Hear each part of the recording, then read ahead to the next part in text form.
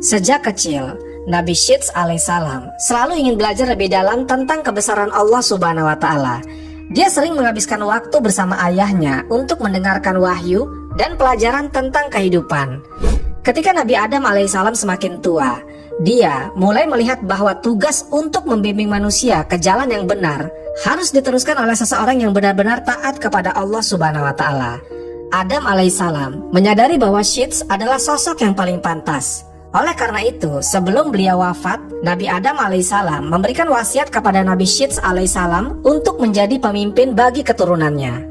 Dalam wasiatnya, Adam alaihissalam berkata, "Wahai anakku, Allah Subhanahu wa Ta'ala telah memilihmu untuk meneruskan risalahnya. Jaga amanah ini dengan baik dan jangan pernah berpaling dari jalannya. Lindungilah saudara-saudaramu dari pengaruh iblis dan keturunannya yang akan selalu berusaha menyesatkan manusia."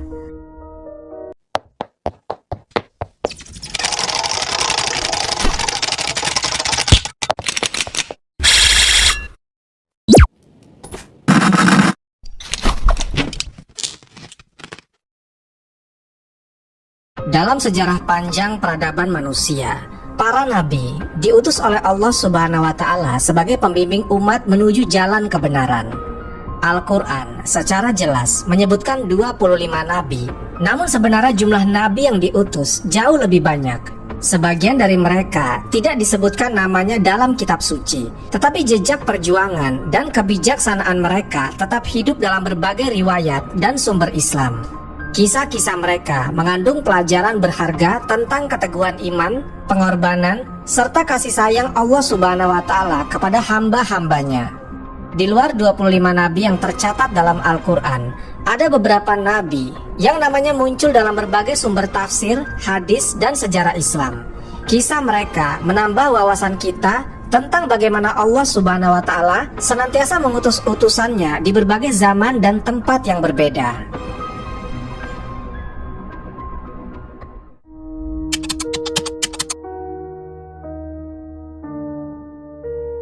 Setelah penciptaan Nabi Adam alaihissalam dan turunnya beliau ke bumi bersama Hawa, kehidupan manusia pun dimulai. Mereka membangun keluarga, bertani, dan menyebarkan ajaran tauhid. Namun sejarah manusia tidak lepas dari cobaan. Tragedi terbesar pertama dalam kehidupan mereka adalah pembunuhan Habil oleh saudaranya sendiri yaitu Qabil. Pembunuhan itu membawa luka mendalam bagi Nabi Adam alaihissalam dan istrinya Siti Hawa, sekaligus mengguncang keturunan mereka. Di tengah kesedihan ini, Allah Subhanahu wa Ta'ala memberikan hadiah yang sangat berharga kepada Adam dan Hawa, yaitu seorang anak yang kelak menjadi penerus amanah di bumi. Anak ini diberi nama Syeds, yang dalam bahasa Ibrani berarti hadiah atau pemberian dari Allah Subhanahu wa Ta'ala. Kehadirannya membawa cahaya harapan bagi keluarga Nabi Adam alaihissalam yang sedang berduka. Sejak kecil, Syeds tumbuh dalam bimbingan langsung dari ayahnya.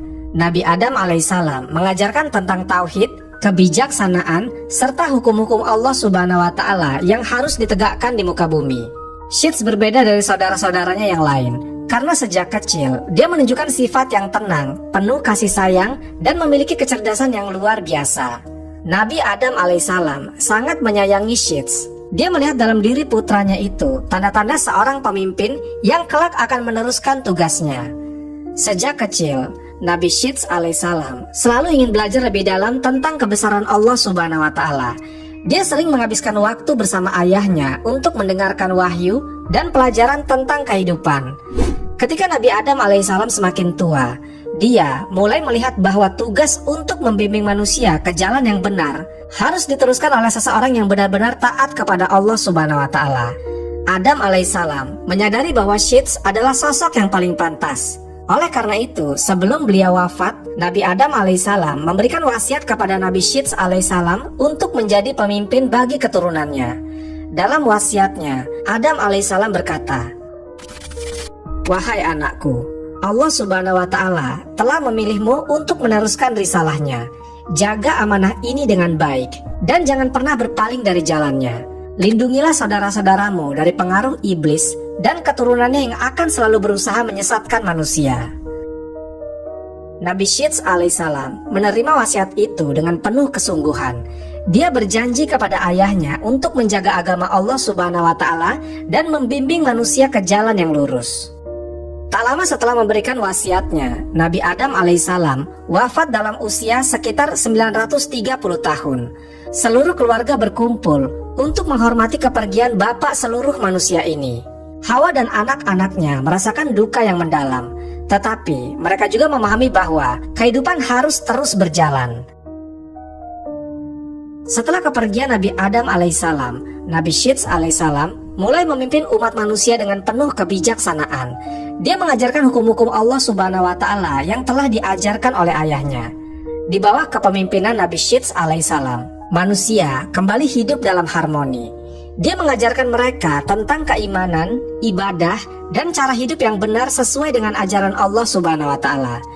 Namun di sisi lain, keturunan Qabil yang telah berpindah ke daerah lain mulai mengalami perubahan. Mereka mulai menjauh dari ajaran Allah Subhanahu wa Ta'ala dan tergoda oleh tipu daya iblis. Seiring berjalannya waktu, perbedaan antara keturunan Syits dan keturunan Qabil semakin jelas. Keturunan Syits hidup dalam kebaikan, menjunjung tinggi ajaran tauhid dan menjalankan kehidupan yang penuh kedamaian. Mereka senantiasa beribadah kepada Allah Subhanahu wa Ta'ala dan mengikuti aturan yang telah diajarkan oleh Nabi Adam alaihissalam.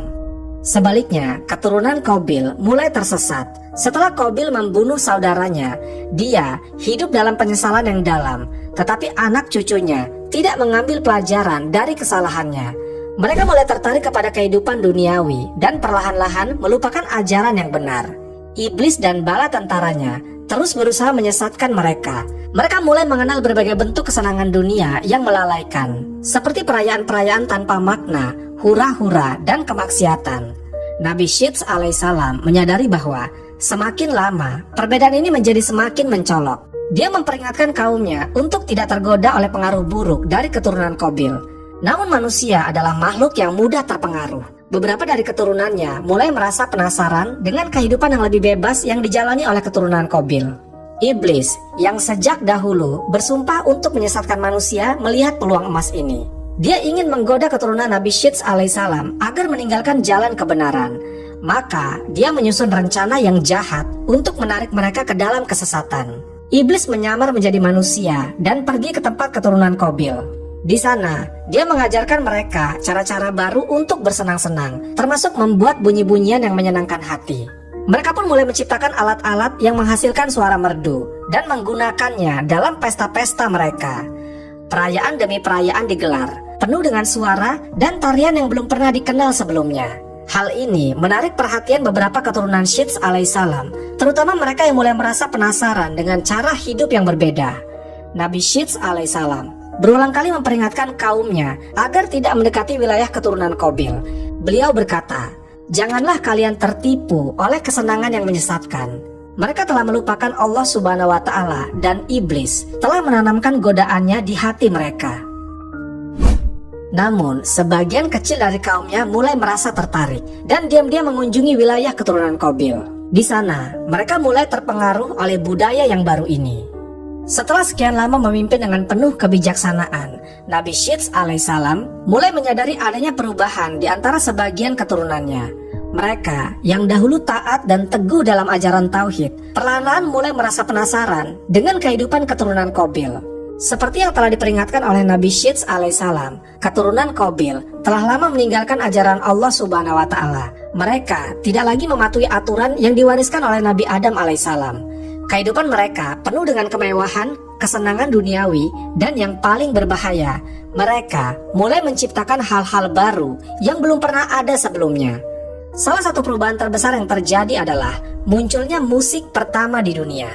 Musik ini awalnya digunakan dalam perayaan dan hiburan mereka, tetapi lambat laun menjadi alat yang membuat mereka semakin jauh dari ajaran Allah Subhanahu wa Ta'ala. Iblis yang sejak dahulu bersumpah untuk menyesatkan manusia, melihat bahwa manusia memiliki kelemahan dalam hal kesenangan.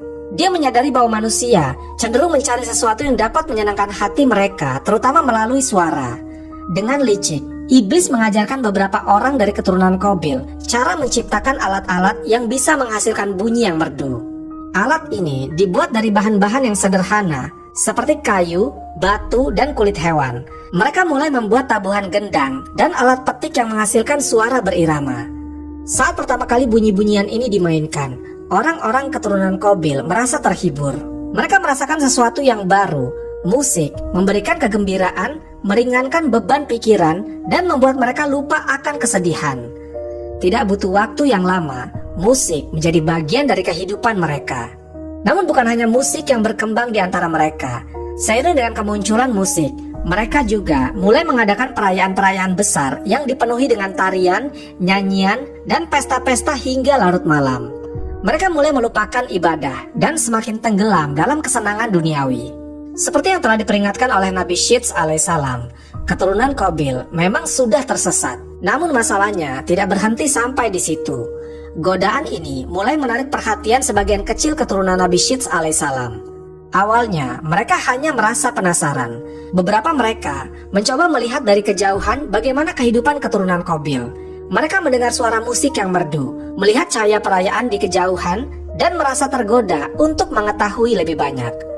Lama-kelamaan, rasa penasaran ini berubah menjadi keinginan untuk mencoba.